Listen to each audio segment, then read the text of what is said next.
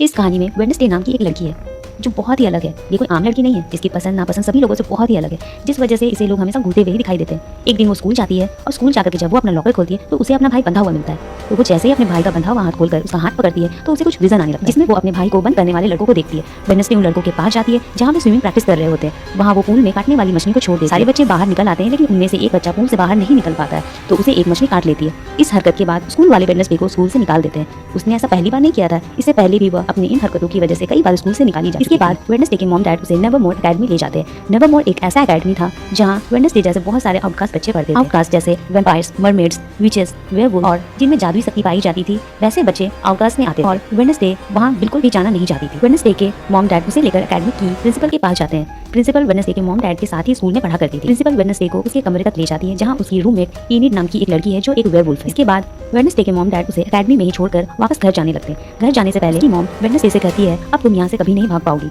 लेकिन वेडनेसडे अपनी मॉम से कहती है मैं आपसे वादा करती हूँ कि मैं जल्दी यहाँ से भाग। के बाद उसकी मॉम एक लॉकेट वेडनेसडे को गिफ्ट करती है। वहाँ से जाते वक्त उसके डैड वेडनेसडे पर नजर रखने के लिए एक हाथ छोड़ देते हैं जिसका नाम थिंग्स है। नेवरमोर एकेडमी जो जंगलों से घिरा हुआ और पिछले कुछ दिनों से यहाँ पर कई हत्याएं हो रही थी, जिसमें कोई तो ऐसी चीज है जो बहुत ही बेरहमी से किसी की हत्या कर देती है और उनके बॉडी पार्ट्स को इधर उधर जंगलों में फेंक देती है। और ऐसा पहली बार नहीं, ऐसा कई बार ऐसा हो चुका है। पुलिस इसकी जांच भी करती है लेकिन उन्हें कोई सुराग नहीं मिलता है कि जंगल में ऐसी क्या चीज है। इधर वेडनेसडे रूम का पार्टीशन कर अपने अनुसार रूम को तैयार करने लगती है। वेडनेसडे को शोर शराबा बिल्कुल भी पसंद नहीं और वो सिर्फ ब्लैक कलर को पसंद करती है। लेकिन इनिड है वो वेडनेसडे के बिल्कुल ऑपोजिट। इसी चीज को लेकर के दोनों के बीच में बहस होने लगता है। तभी वहाँ एक टीचर आ जाती है जिनका नाम थ्रोनहील है। वो बहुत ही अच्छी है जो वेडनेसडे को वेलकम के तौर पर एक ब्लैक कलर का फूल गिफ्ट करती है। अगले दिन शाम में वेडनेसडे कहीं जा रही होती है तो थिंग्स उस पर नजर रख रहा होता है। तभी वेडनेसडे के ऊपर एक स्टैचू गिरने ही वाला होता है। तभी जेवियर नाम का एक लड़का उसे बचा लेता है, लेकिन वो बेहोश हो जाती है। जब उसे होश आता है तो जेवियर को थैंक्स बोलने की बजाय वह उसे बोलती है तुम मुझे ये उम्मीद मत रखना कि मैं तुम्हारी शुक्रगुजार रहूंगी, क्योंकि तुमने मुझे बचाकर बहुत बड़ी गलती कर दी। जेवियर उसे बताता है कि मैं तुम्हें बहुत पहले से जानता हूँ। जब हम 10 साल के थे तब तुम मेरे गॉड मदर के फ्यूनरल में अपनी ग्रैंड मदर के साथ वहाँ आई थी। हम दोनों वहाँ पर हाइड एंड सीक खेल रहे थे और मैं गॉड मदर के कॉफिन में जाकर छुप गया था।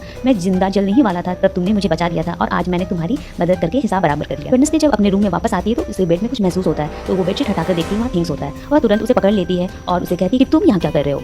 तो थिंग्स बोलता है कि मुझे यहाँ पे तुम्हारे डैड ने तुम पे नजर रखने के लिए भेजा। तो वेडनेसडे उससे बोलती है कि अब तुम मेरे लिए काम करोगे, मेरे डैड के लिए नहीं तो मैं तुम्हें इस ड्रॉवर में बंद करके रख दूंगी। यह सुनकर थिंग्स वेडनेसडे की बात मान जाता है और उसे कहता है कि अब से मैं वादा करता हूँ मैं तुम्हारे लिए काम करूंगा। अगले दिन प्रिंसिपल वेडनेसडे को एक थेरेपी सेशन के लिए उसे ले जाती है, लेकिन रेस्ट रूम के बहाने थिंग्स की मदद से खिड़की खोलकर वो वहाँ से भाग जाती है। जब वहाँ से भागने लगती है तो रास्ते में वो एक आदमी से टकरा जाती है। जैसे ही वो टकराती है उसे एक विजन आने लगता है जिसमें उसे पता चलता है कि जिससे वो टक्कर खाई है उसका एक भयंकर एक्सीडेंट होने वाला है, लेकिन वह उसे कुछ नहीं बताती। वहाँ से एक रेस्टोरेंट में चली जाती है जहाँ उसकी मुलाकात एक टेलर नाम के एक लड़के से होती है। उसका कॉफी मशीन खराब हो गया था तो वेडनेसडे उसे कहती है कि मैं तुम्हारी ये मशीन ठीक कर सकती हूँ, लेकिन इसके बदले में तुम्हें स्टेशन छोड़ना होगा। तो उसकी बात वह मान जाता है। वेडनेसडे उसकी मशीन ठीक कर देती है और टेलर से कहता है कि मुझे थोड़ा वक्त लगेगा, इसलिए तुम थोड़ा इंतजार करो, उसके बाद मैं तुम्हें स्टेशन छोड़ दूंगा। वह वहाँ वेट कर रही होती है। तभी पिलग्राम के कुछ लड़के वहाँ आकर उसे परेशान करने लगते हैं, पर वो अकेले ही उन लड़कों का हैंडल कर लेते हैं। तभी टेलर के डैड शरीफ वहाँ आ जाते हैं। टेलर अपने डैड से कहता है कि ये कुछ कस्टमर को परेशान कर रहे थे तो इसने उनको धो डाला। तभी नेवरमोर की प्रिंसिपल भी वहाँ आ जाती है और शरीफ से सॉरी बोलकर वेडनेसडे को वहाँ से ले जाती है। प्रिंसिपल वेडनेसडे के भाग जाने की बात से बहुत नाराज रहती है। तभी रास्ते में उन्हें एक एक्सीडेंट दिखाई देता है। वो कहती है भगवान करे ड्राइवर ठीक हो, जिस पर वेडनेसडे बोलती है वो मर गया है, उसकी गर्दन टूट गई है। वहाँ से आने के बाद वेडनेसडे अपने कमरे में वायलिन बजा रही होती है। वेडनेसडे बहुत ही अच्छा वायलिन बजा रही थी। प्रिंसिपल के साथ साथ बहुत से बच्चों को वेडनेसडे का वायलिन बजाना बहुत पसंद आ रहा था। तभी इनिड वहाँ आती है। इनिड की नजर थिंग्स पे पड़ती है और वो पूछती है ये क्या है। तो वेडनेसडे बोलती है एडम्स फैमिली में थिंग्स का होना तमाम राजों में से एक राज है। एक तरफ रेवन नाम का लड़का है जो लाइब्रेरी में जाकर बुक की एक तस्वीर को फाड़ देता है। दूसरी तरफ थिंग्स टाइलर के घर जाता है। टाइलर थिंग्स को देखकर डर जाता है और उसे मारने लगता है। बाद थिंग्स उसे इशारे से वेडनेसडे का नंबर देकर कॉल करने के लिए कहता है। जब टाइलर वेडनेसडे को कॉल करता है तो वेडनेसडे उसे कहती है कि एकेडमी में हार्वेस्ट फेस्टिवल आने वाला है जिसमें सारे बच्चे वहाँ जाएंगे और इस फेस्टिवल में मैं भागने की कोशिश करूंगी और तुम मुझे इस बार स्टेशन तक पहुंचाओ तो मैं तुम्हें अच्छा इनाम दूंगी। टाइलर उसकी बात मान जाता है। जब फेस्टिवल में दोनों वहाँ जाते हैं प्रिंसिपल की नजर वेडनेसडे पर ही रहती है, इसलिए वेडनेसडे एक आदमी को पैसे देकर प्रिंसिपल का ध्यान भटकाने को बोलती है। जैसे ही उनका ध्यान थोड़ा सा भटकता है वेडनेसडे वहाँ से भागने की कोशिश करती है। वेडनेसडे के वहाँ से भागने से पहले टेलर उसको उसके डैड का एक रिकॉर्ड देता है जिसे टेलर ने अपने डैड के पास से चुराया था। वेडनेसडे वहाँ से भागने ही लगती है। तभी उसकी टक्कर रेवन से होती है। जैसे ही वो टकराती है उसे विजन आने लगता है। विजन में वो देखती है कि रेवन की जान खतरे में, इसलिए वेडनेसडे रेवन के पीछे भागती है और बोलती है रुक जाओ तुम्हारी जान को खतरा है। तभी रेवन उसे जादू से पेड़ पर लटका देता है। खतरा मुझे नहीं तुम्हें है और मैं सबको तुमसे बचा रहा हूँ। रेवन उसे ये भी कहता है कि उस दिन स्टैचू भी तुम्हारे ऊपर मैंने ही गिराया था। फिर वह वेडनेसडे को एक तस्वीर दिखाता है और कहता है इस तस्वीर में तुम ही हो और इस तस्वीर को मेरी माँ ने 25 साल पहले बनाया था। मेरी माँ भी नेवरमोर में ही पढ़ा करती थी और मरने से पहले उन्होंने मुझसे कहा था कि इस लड़की को रोकना होगा, नहीं तो नेवरमोर के साथ साथ पूरी दुनिया तबाह हो जाएगी। रेवन वेडनेसडे को मारने ही वाला था तभी एक बड़ा सा मॉन्स्टर आकर उस पर हमला कर देता है और उसे बहुत ही बेरहमी से मार देता है, जिसके बाद वेडनेसडे को अपने भागने का प्लान कैंसिल करना पड़ता है। इसके बाद जब हम वेडनेसडे को कमरे में देखते हैं तो वह सोच में पड़ जाती है। उसके हाथ में वो तस्वीर होती है जिसे रेवन ने उस रात को दिखाया था। उसके दिमाग में बहुत सारे सवाल थे कि वो दुनिया के लिए खतरा कैसे है, मॉन्स्टर ने मुझे क्यों बचाया और उसके डैड की पुलिस रिपोर्ट जिसमें उनके ऊपर एक मर्डर का इल्जाम लगा था। वेडनेसडे शरीफ को रेवन की हत्या के बारे में सारी बातें बताती है। पुलिस सारी जांच करके अगले दिन नेवरमोर एकेडमी आती है। वो वहाँ बताते हैं उन्हें जंगल में रेवन की बॉडी मिली ही नहीं।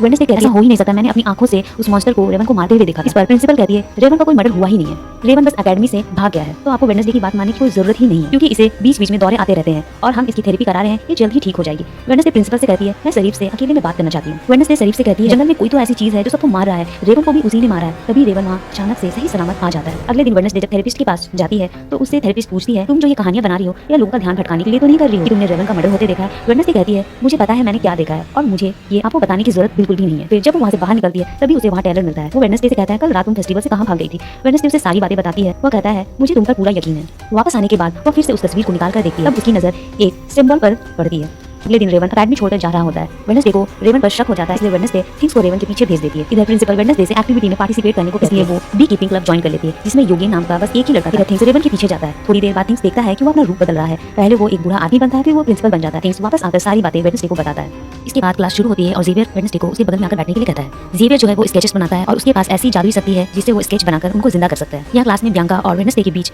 काफी बहस होती है। दोनों एक दूसरे को बिल्कुल पसंद नहीं करते हैं क्योंकि पूरी एकेडमी में एक वेडनेसडे ही थी जो बियांका के टक्कर की थी। इसके बाद वेडनेसडे बी फार्मिंग क्लब में अपनी जगह इनिट को भेज देती है और खुद अकेले मॉन्स्टर की तलाश में नेवरमोर के जंगल की ओर निकल जाती है, जहाँ टाइलर वेडनेसडे को अपने डैड की नजरों से बचाता है। वो भी अपने डैड का पीछा करते हुए वहाँ आया था। तभी वेडनेसडे को वहाँ रेवन का चश्मा मिलता है। जैसे ही वो उस चश्मे को छूती है उसे फिर से विजन आता है जिसमें उसे जेवियर और रेवन लड़ते हुए दिखाई देते हैं। साथ ही एक लाइब्रेरी और एक बुक दिखाई देता है। इसके बाद वो उस बुक की तलाश में लाइब्रेरी चली जाती है, लेकिन लाइब्रेरी में उसे वैसा कोई भी बुक नहीं मिलता है। तो इसके बाद वो बुक की तलाश में जेवियर के रूम जाती है क्योंकि रेवन और जेवियर दोनों रूममेट थे। तभी अचानक जेवियर वहाँ आ जाता है तो उसे बेड के नीचे छुपना पड़ता है। थोड़ी ही देर के बाद बियांका भी उस रूम में आ जाती है। बियांका उस रूम में जेवियर के साथ पैचअप करने के लिए आती है क्योंकि पहले बियांका और जेवियर दोनों एक दूसरे को डेट कर रहे थे, लेकिन जेवियर पैचअप करना नहीं चाहता था। तो बियांका को ऐसा लगता है कि जेवियर उसे वेडनेसडे की वजह से इग्नोर कर रहा है। तो बियांका गुस्से में कहती है कल बोट रेस में मैं देखो तुम्हारे दोस्तों की कैसी धज्जियां उड़ाती हूँ। ये सारी बात वेडनेसडे और थिंग्स नीचे छुपकर सुन रहे थे। वापस आकर वेडनेसडे इनिट से कहती है कल मैं भी रेस में पार्ट लूंगी और इस बार बियांका को मैं रेस में हरा करके ही रहूंगी। अगले दिन रेस शुरू होता है। रेस का कोई खास नियम नहीं था, बस झंडे लेकर के जो पहले पहुंचेगा वही टीम विजेता मानी जाएगी। रेस शुरू होता है और बियांका का एक मरमेड दोस्त पानी में घुसकर एक टीम को नाव से गिरा देता है। इसके बाद जब वो वेडनेसडे की नाव की तरफ आता है थिंग्स तुरंत जाल फेंकर उस मरमेड को अंदर ही फंसा देता है। किनारे तक तीन टीम ही पहुंच पाती है। सारे टीम के प्लेयर जब झंडा लेने जाते हैं तभी इनिट एक टीम के नाव में अपने पंजों से होल्ड कर देती है। सारे लोग फ्लैग लेकर के लौट ही रहते हैं, लेकिन जब वेडनेसडे फ्लैग लेने जाती है तभी उसे एक विजन आता है। वहाँ उसे एक लड़की किताब लिए दिखाई देती है। वो उसमें आने के बाद वो झंडा लेकर जल्दी नाव की तरफ भागती है। जोकर की नाव में छेद होने की वजह से वह नाव वहीं रुक जाती है और दो टीम आगे बढ़ती है। मरमेड वापस से पानी के अंदर घुसकर वेडनेसडे की टीम को हराने की कोशिश करता है, लेकिन थिंग्स उसे जोरों का घुसा मारकर उसे दूर फेंक देता है। इसके बाद वेडनेसडे नाव के साइड से भालू को निकालकर बियांका के नाव में छेद कर देती है और वेडनेसडे की टीम जीत जाती है। 4 सालों में पहली बार ऐसा हुआ था कि बियांका को किसी ने हराया था और उसे यह हार बिल्कुल बर्दाश्त नहीं हो रही थी। वो बहुत गुस्से। रात में वेडनेसडे एक स्टैचू के पास जाती है जिसके बुक में वही सिंबल बना हुआ था जिसे उसने अपने विजन में देखा था। वहाँ स्टैचू के बुक में लिखे पहेली को सुलझाती है और वो जैसे ही पहेली सुलझाती है रास्ता खुल जाता है और वहाँ से वो अंदर चली जाती है। वहाँ देखती है कि उसके मॉम डैड की तस्वीर के साथ साथ बहुत सारे लोगों की तस्वीर लगी हुई है। वेडनेसडे को वहाँ वो बुक भी मिल जाती है। वो बुक लेकर आ ही रही होती है तभी उसे मारकर कोई बेहोश कर देता है। जब उसे होश आता है तो वह खुद को बंधा हुआ पाती है और जिन लोगों ने उसे बंदी बनाया था वह उन सबको जानती थी। वे थे इस सीक्रेट सोसाइटी क्लब के मेंबर, जिसके मेंबर जेवियर और बियांका भी थे। जेवियर वेडनेसडे को क्लब ज्वाइन करने को कहता है, लेकिन वेडनेसडे मना कर देती है और अपना बंधा हुआ हाथ खोलकर वहाँ से चली जाती है। वापस आने के बाद वो उस बुक पर उस तस्वीर को लगाकर पूरा करती है। अगले दिन प्रिंसिपल नेवरमोर के बच्चों को एक प्रोजेक्ट देती है जहाँ उन्हें पिलग्राम के शहर में जाकर दुकान में काम करना था। शहर पहुंचने के बाद वेडनेसडे जेवियर को एक बुक दिखाती है और पूछती है क्या तुम इस बुक को जानते हो। जेवियर बोलता है इस बुक को लेकर मेरे और रेवन के बीच काफी लड़ाई हुई थी। फिर वो कहता है जोसेफ क्रैकस्टोन के साथ तुम इस तस्वीर में क्या कर रही हो, जबकि ये बुक 30 साल पुरानी है। वेडनेसडे बोलती है तुम जोसेफ के बारे में और क्या जानते हो। इसमें जेवियर बोलता है तुम्हें इनके बारे में और कुछ जानना है तो तुम्हें जोसेफ मीटिंग हॉल जाना चाहिए। इधर दूसरी तरफ मेयर वहाँ आता है और शरीफ उससे कहता है कि जंगल में कुछ तो ऐसी चीज है जो सबकी जान ले रही है। प्रोजेक्ट में सारे स्टूडेंट अलग अलग दुकानों में काम कर रहे थे। इनिट और एजैक्स को एक साथ काम मिला था। दोनों एक दूसरे को पसंद करते थे। वेडनेसडे एक वेट बनी हुई थी, लेकिन उसकी एटीट्यूड को देखकर कोई भी उसे खाने की कोई भी चीज नहीं दे रहा था।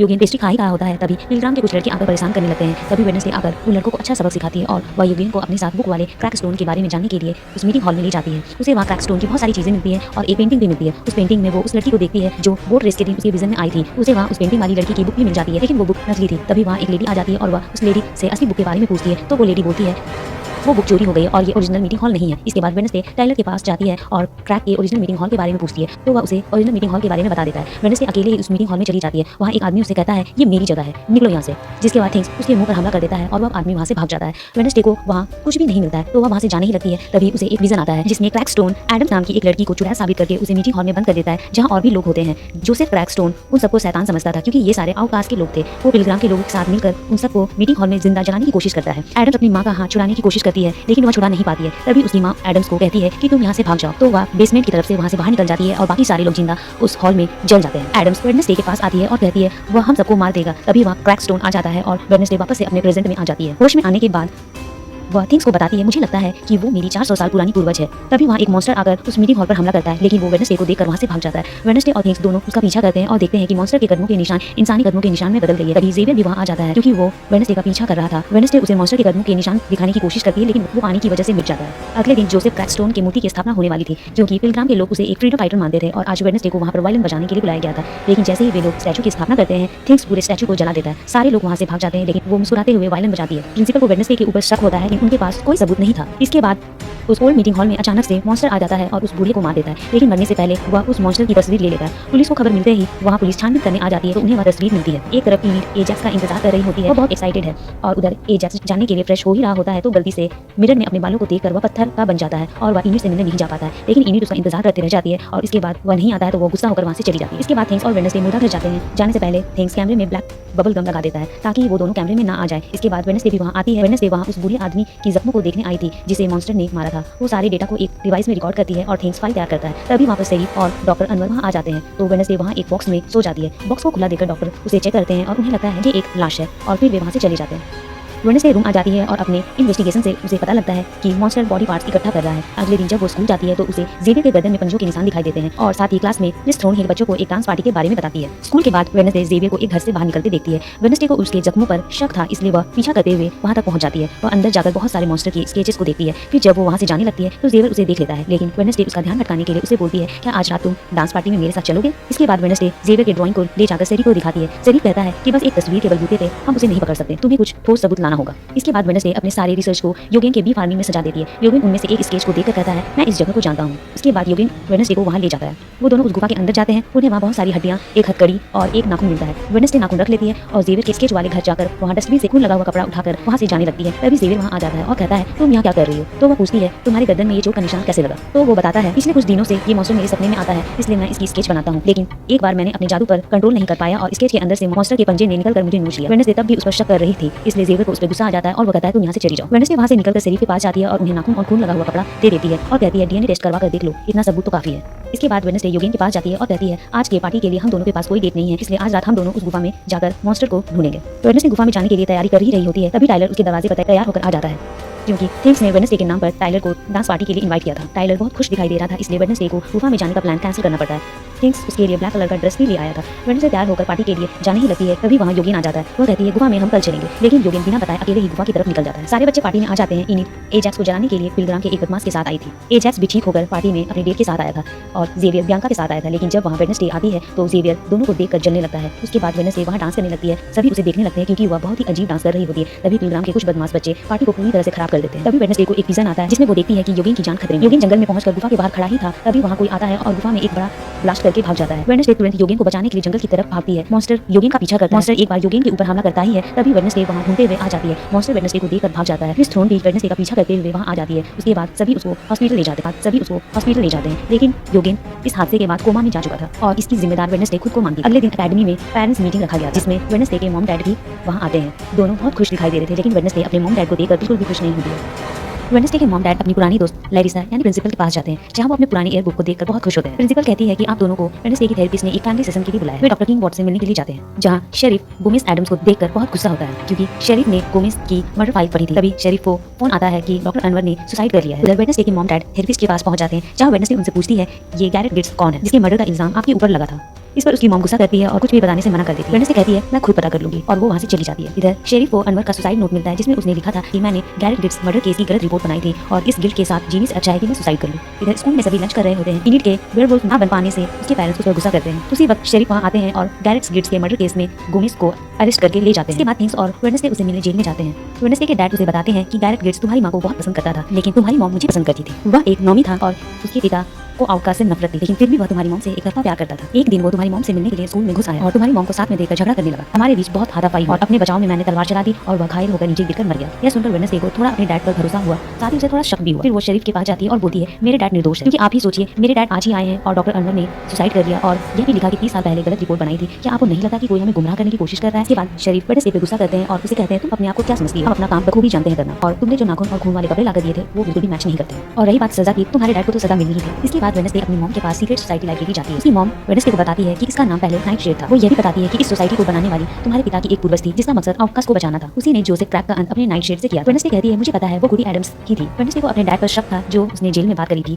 इसलिए वो अपनी मॉम से कहती है कि मुझे पता है डैड ने गैरेट को नहीं मारा है, तो अब आप मुझे सच्चाई बताइए। उसकी मॉम बताती है रात गैरेट स्कूल आया था, उसे देखकर ऐसा लग रहा था जैसे वो किसी की बस में हो। उसकी आंखें जानवर की जैसे हो गई थी और मुंह से झाग निकल रहा था। वो तुम्हारे डैड के ऊपर लगातार हमला करते जा रहा था, इसलिए मैं तुम्हारे डैड को बचाने गई थी। इसी बीच में मैंने तलवार आगे कर दी और वह घायल होकर नीचे गिर गया और मर गया। इसके बाद तुम्हारे डैड ने मेरा सारा इल्जाम अपने ऊपर लिया। इसके बाद वेडनेसडे गैरेट के कब्र की खुदाई करने चली जाती है और उसकी उंगली को काटकर अपने पास रख लेती है। अभी एक पुलिस अफसर कब्र की खुदाई करने के जुर्म में उन्हें जेल में डाल देती है जहां गोमेज भी बंद था। वेडनेसडे उन्हें गैरेट की उंगलियां दिखाती है और कहती है वह तलवार से नहीं बल्कि नाइटशेड की जहर से मरा था। नीला रंग और हड्डियों का अब तक सलामत रहना इस बात का सबूत है। तभी अचानक वेडनेसडे को एक विजन आता है जिसमें वह देखती है गैरेट के डैड उसे कहते हैं अगर तुम मेरे बेटे हो तो सारे आउटकास्ट को मार डालो और उसे एक जहर की शीशी दे देते हैं। लेकिन उस रात जब गैरेट और गोमेज के बीच लड़ाई होती है तो उस वक्त वह जहर की शीशी टूट कर गैरेट के ऊपर लग जाती है। इसके बाद वेडनेसडे को होश आता है और वह विजन वाली सारी बात अपनी मॉम डैड को बताती है। कब्र की खुदाई करने का जुर्म बहुत ज्यादा बड़ा नहीं था, इसलिए अगले दिन पुलिस वेडनेसडे और उसकी मॉम को छोड़ देते हैं। इसके बाद दोनों ये सारी बात मेयर को बताते हैं और सारी बात सुनने के बाद गोमेज को भी जेल से रिहा कर दिया जाता है। इसके बाद वेडनेसडे की फैमिली वहां से जा ही रही होती है, तभी उसकी मॉम वो एयर बुक प्रिंसिपल को देने के लिए बोलती है। बुक में वेडनेसडे प्रिंसिपल को देखकर हैरान हो जाती है क्योंकि वो भेस बदल सकती है। प्रिंसिपल के पास जाती है और बोलती है उस दिन शरीफ के पास जो रेवन आया था वो आप थी, आप एक बहरुपिया हो। प्रिंसिपल कहती है ये सब मैंने स्कूल की इज्जत बचाने के लिए किया।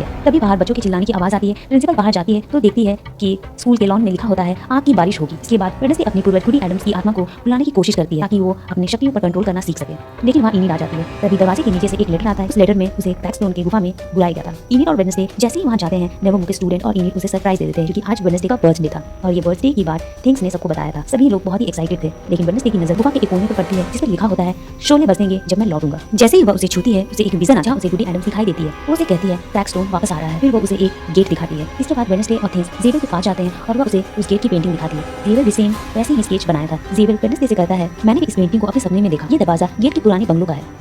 तभी थिंग्स वहाँ के एक पेंटिंग में से कपड़ा हटाता है जिसमें ज़ेबेल ने वेडनेसडे की एक तस्वीर बनाई थी क्योंकि वह उसे पसंद करता था। लेकिन वेडनेसडे यह देखकर गुस्सा होकर वहाँ से चली जाती है। इसके बाद वेडनेसडे गैरेट के पुराने बंगलों में जाती है। गैरेट का पूरा फैमिली मर चुका है। फिर वो वहाँ से मेयर को निकलते हुए देखती है और उसके पीछे जाती है। मेयर शरीफ से कॉल पर कहता है मैंने असली मुजरिम को ढूंढ लिया है, पूरी बात मैं तुम्हें मिलकर ही बता पाऊंगा। वेडनेसडे तुरंत मेयर के कार के पीछे छुप जाती है, लेकिन जब वे शरीफ से मिलने के लिए कार से उतरते हैं तभी एक कार उन्हें आकर मार देती है। इसके बाद वेडनेसडे पीसीओ से कॉल करके टायलर को डेट के लिए बुलाती है, साथ ही वह इनिड को भी ले जाती है। लेकिन वेडनेसडे दोनों को डेट के बजाय बैट महल ले जाती है। वहाँ के गैराज में वो वही कार देखती है जिस कार ने उस मेयर को टक्कर मारा था। वे तीनों गैरेट के लाइब्रेरी में जाते हैं, वहाँ भी वही लिखा होता है कि खून की बारिश होगी। इसके बाद वेडनेसडे टायलर और इनिड को महल के अलग अलग हिस्सों में तलाशी लेने के लिए भेज देती है। वेडनेसडे को एक कमरे में गैरेट की बहन का एक खिलौना मिलता है, वो उसे देख ही रही होती है। तभी वहाँ मॉन्स्टर आकर टायलर पर अटैक करके वेडनेसडे और इनिड की तरफ बढ़ने लगता है। वे दोनों अपने आप को बचाने के लिए लिफ्ट में आते हैं, लेकिन लिफ्ट की रस्सी टूट जाने की वजह से दोनों बेसमेंट में आकर गिर जाते हैं।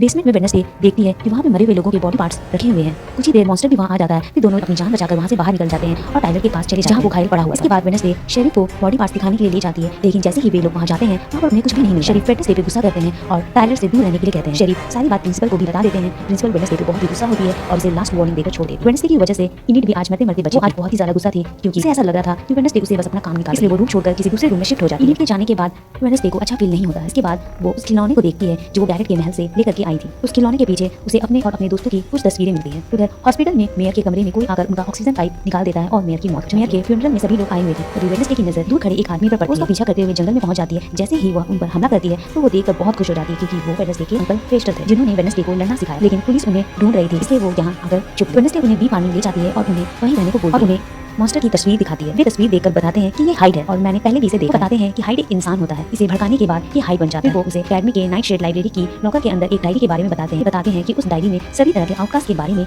लिखा है। इसके बाद तीनों उस लाइब्रेरी में जाते हैं और वेडनेसडे उस लॉकर से बुक को लेकर रूम आ जाती है। डायरी से उसे पता चलता है कि हाइड तब तक शांत रहता है जब तक कोई उसकी शक्तियों को जगा न दे, और जैसे ही हाइड जागता है उसे आजाद किया वो उसका गुलाम बन जाता है और उसकी कई सारी बात मानता है। वेडनेसडे समझ जाती है कि खूनी एक नहीं बल्कि दो है, एक हाइड और दूसरा उसका मास्टर जो उसे ये सब करवा रहा है। वेडनेसडे को ज़ेबेल के ऊपर शक था क्योंकि हर इंसिडेंट के बाद ज़ेबेल उसे वहाँ मिल जाता है और वह उसे प्यार भी करता है, इसलिए वो मॉन्स्टर मुझे हमेशा बचाते रहता है। उसे लगता है कि ज़ेबेल ही हाइड है। इसके बाद वेडनेसडे ज़ेबेल के बाइक में ट्रैकर लगाकर उसका पीछा करती है जहाँ वो डॉक्टर किंग बोर्ड के कार में बैठ कर कहीं जाते हुए उसे देखती है। इसके बाद दोनों टायलर के रेस्टोरेंट में जाते हैं। वहाँ वेडनेसडे अपने अंकल फेस्टर को बताती है कि ज़ेबेल ही हाइड है और किंग बोर्ड उसकी मास्टर। डॉक्टर ने भाप लिया था कि ज़ेबेल एक हाइड है और उन्होंने अपने हिप्नोथेरेपी से उसे जगा दिया। तो भी टायलर वहाँ आ जाता है और फिर वेडनेसडे अंकल से मिलाती है और हाइड के बारे में सारी बातें बताती है। इसके बाद टायलर वेडनेसडे को डेट पर जोसेफ क्रैक की गुफा में आने के लिए कहता है। इस पर वो उसे मना नहीं कर पाती क्योंकि वो वेडनेसडे की वजह से ही घायल हुआ था। उसके बाद वेडनेसडे थिंग्स को डायरी का ध्यान रखने के लिए बोलकर रात में डेट पर चली जाती है जहाँ टायलर ने गुफा को डेकोरेट कर रखा था। गुफा का सीन रोमांटिक हो रहा था।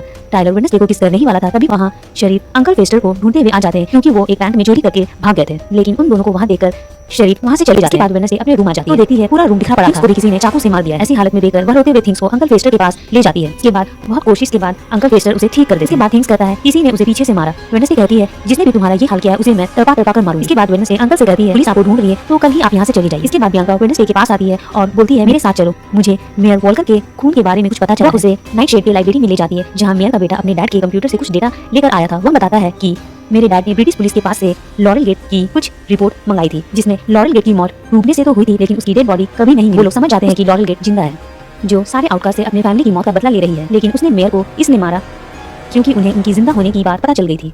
वेडनेसडे किंगबोर्ड को लॉरेल गेट और जेवियर को हाइड समझ रही थी, इसलिए वो डॉक्टर किंगबोर्ड के पास जाती है और कहती है मुझे पता चल गया है कि आप ही लॉरेल गेट हो, आपने ही जेवियर को अपने वश में करके मेयर और बाकी सारे लोगों का मर्डर करवाया है। डॉक्टर किंगबोर्ड कहती है तुम्हारा दिमाग तो खराब नहीं है, अभी अभी यहाँ से निकल जाओ। वेडनेसडे के जाने के बाद डॉक्टर किंगबोर्ड को दरवाजे से कुछ आवाज सुनाई देती है। जैसे ही वो दरवाजा खोलती है हाइड उसे मार देती है। जिसके बाद वेडनेसडे जेवियर के पास जाती है। जेवियर उसे बताता है कि उसे कुछ दिमाग की प्रॉब्लम है और यह बात किसी को पता ना चले इसलिए मैं छुप कर डॉक्टर किंगबोर्ड से सेशन लिया करता। तभी वेडनेसडे की नजर वहाँ टेबल में पड़े विक्टिम की चीजों पर पड़ती है। जेवियर बोलता है किसी ने जानबूझकर इनको यहाँ रखा है, कोई मुझे फंसाना चाहता है। तभी शरीफ वहाँ आ जाते हैं और जेवियर को अरेस्ट करके ले जाते हैं। बाद वेडनेसडे रूम वापस आती है तो पाती है इनिड उसके रूम में। उसे वापस आने की वजह पूछती है तो इनिड कहती है मैं अगर यहाँ होती तो ना चोरी होती ना थिंग्स की ये हाल होती, यहाँ तुम्हारी चीजों का ख्याल रखने के लिए कोई तो होना चाहिए। इसके बाद इनिड वेडनेसडे से उसके और टाइलर के डेट के बारे में पूछती है। वेडनेसडे कहती है वहाँ ऐसा कुछ भी नहीं हुआ था। इस पर इनिड कहती है तो जाओ और अधूरा काम पूरा कराओ। इसके बाद वेडनेसडे टाइलर के रेस्टोरेंट जाती है और उसे वहाँ जाकर किस करने लगती है। किस करने के बाद वेडनेसडे को अचानक से विजन आता है और इस विजन में उसे पता चल जाता है कि मॉन्स्टर यानी हाइड जेवियर नहीं टाइलर। इसके बाद वह टाइलर को बिना कुछ बताए वहाँ से भाग जाती है। अगले दिन वेडनेसडे रात में टाइलर को जंगल में मिलने के लिए अकेले बुलाया। टाइलर बहुत खुश था क्योंकि उसे कुछ और ही लग रहा था। वेडनेसडे उसे बताती है कि उस दिन मैं तुम्हें बताकर ओल्ड मीटिंग हॉल गई थी और तुमने मेरे पीछे किंगबोर्ड को भेजा था। फिर डांस पार्टी वाली रात तुमने मुझे और यूगेन को बात करते हुए सुन लिया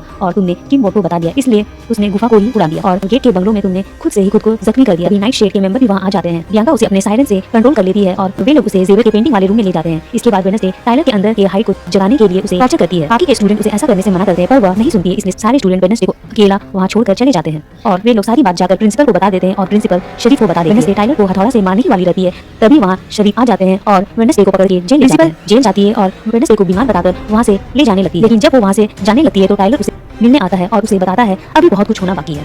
प्रिंसिपल इसके बाद वेडनेसडे को स्कूल से एक्सपेल कर देती है और कल ही उसे नेवरमोर से जाने के लिए कह देती है। और अगले दिन सुबह वो वहाँ से जाने लगती है तो बियांका से कहती है कि आउटकास्ट के ऊपर एक बहुत बड़ा खतरा आने वाला है, शेड को तैयार रहना होगा। तभी वहाँ मिस थॉर्नहिल आ जाती है और वेडनेसडे के फेयरवेल पर उसे एक फ्लावर गिफ्ट करती है। वेडनेसडे जाने से पहले यूगेन से मिलने हॉस्पिटल जाती है क्योंकि उसे होश आ गया था। यूगेन वेडनेसडे को बताता है कि उस रात उसने लाल बूट में किसी को गुफा में आग लगाते हुए देखा था। इसके बाद वेडनेसडे अपने जाने का प्लान कैंसिल कर देती है और वो मिस थॉर्नहिल के पास जाती है क्योंकि पूरे एकेडमी में बस मिस थॉर्नहिल ही थी जो रेड बूट पहना करती थी। मिस थॉर्नहिल अचानक से वेडनेसडे को देखकर कहती है तुम अब तक गई नहीं। वेडनेसडे कहती है लॉरेल गेट तुम्हारा खेल खत्म हुआ, तुम अपनी मौत की झूठी कहानी बनाकर अपने बाप के आउटकास्ट को खत्म करने का सपना लेकर नेवरमोर में आई क्योंकि टाइलर ने मुझे सब कुछ बता दिया है। तभी टाइलर वहाँ आ जाता है। वेडनेसडे कहती है तुम्हें पता था टाइलर के डैड एक नॉमी और माँ एक आउटकास्ट है, इसलिए तुमने टाइलर को हाइड बनाने के लिए किडनैप किया और उसे गुफा में बांधकर तब तक टॉर्चर करती रही जब तक वो हाइड ना बन गए। जिसके बाद मिस थॉर्नहिल कहती है बस अब बहुत हो गया, हाँ मैं ही हूँ लॉरेल गेट्स। वो टाइलर के पास आकर कहती है इसका मुंह बंद करो मेरे बच्चे। टाइलर उसकी बात को नहीं मानता तो मिस थॉर्नहिल उसे बहलाने लगती है क्योंकि वह उसके बस में नहीं आ रहा था, लेकिन वो टाइलर था ही नहीं, वो थी मिस लेरिसा जो वहाँ टाइलर का भेष बदल कर आई थी। लॉरेल प्रिंसिपल को देखकर तुरंत जहर का एक इंजेक्शन पॉकेट से निकालकर उसे मार देती है और वो वहाँ तड़प कर मर जाती है। इसके बाद वो वेडनेसडे को भी बेहोश करके किडनैप कर लेती है। थिंग्स यह सब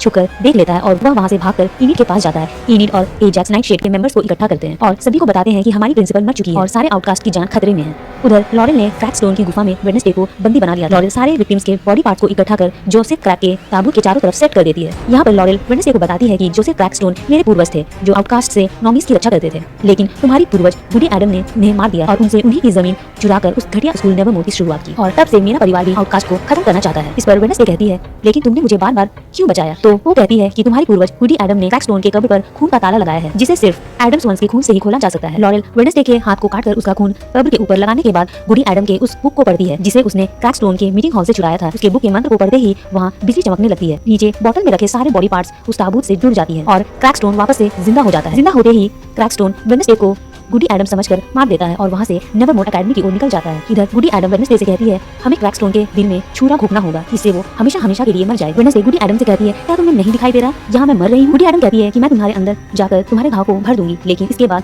तुम मुझे दोबारा फिर कभी नहीं देख पाओगी। इसके बाद वुडी एडम वेडनेसडे के अंदर जाकर उसे ठीक कर देती है। एकेडमी में बियांका अपने सायरन से नेवरमोर के सभी बच्चों को एकेडमी से बाहर निकाल रही थी ताकि वो उनकी जान बचा सके। इनिड थिंग्स के साथ वेडनेसडे को ढूंढने क्रैक स्टोन की गुफा जा ही रही थी, तभी वो रास्ते में वेयरवुल्फ बन जाती है और ये पहली बार हुआ था जब इनिड वेयरवुल्फ बन पाई। वेडनेसडे जब आ ही रही थी तभी रास्ते में उसे टाइलर मिलता है। देखते ही देखते वो हाइड बनकर वेडनेसडे पर हमला करने लगता है। तभी इनिड वहाँ आकर हाइड से लड़कर वेडनेसडे की जान बचाती है। क्रैक स्टोन स्कूल में पहुंचकर स्कूल में आग लगा देता है। इनिड और हाइड लड़ रहे थे लेकिन इनिड हाइड के सामने बहुत कमजोर थी। तभी शरीफ भी वहाँ आ जाते हैं और हाइड पर गोली चला देते हैं और इनिड उसे मारकर दूर फेंक देती है। जब शरीफ उस मॉन्स्टर के करीब जाते हैं तो हैरान हो जाते हैं कि उनका बेटा एक हाइड है। वेडनेसडे स्कूल आकर क्रैकस्टोन से लड़ने लगती है, लेकिन क्रैकस्टोन के सामने वेडनेसडे कुछ भी नहीं कर पाती है, क्योंकि वेडनेसडे क्रैकस्टोन के सामने कुछ भी नहीं। तभी बियांका वहां आकर क्रैकस्टोन के अंदर तलवार घुसा देती है, और जब क्रैकस्टोन बियांका को मारने के लिए पीछे मुड़ता है तो वेडनेसडे क्रैकस्टोन के दिल में तलवार घुसा देती है, और फिर वह जलकर नष्ट हो जाता है। क्रैकस्टोन के मरते ही लॉरेल वहां बंदूक लेकर वेडनेसडे को मारने आती है, तभी योगेन अपने मधुमक्खियों से लॉरेल पर हमला करवा देता है। इसके बाद नेवरमोर एकेडमी कुछ दिनों के लिए बंद होने वाला होता है, क्योंकि एकेडमी की प्रिंसिपल मर चुकी थी। सारे बच्चे एक दूसरे से मिलते हैं और जेवियर वेडनेसडे को अपना फोन नंबर गिफ्ट करता है कि कभी कॉल या टेक्स्ट कर ही सकती हो। उधर टाइलर को उसके डैड कैद करके ले जा रहे होते हैं। वेडनेसडे भी अपने घर की ओर निकल ही रही थी, उसे फोन में उसे मारने की धमकी वाली मैसेज आती है। इस तरह कहानी का अंत हो जाता है। तो मिलते हैं अगले सीजन में।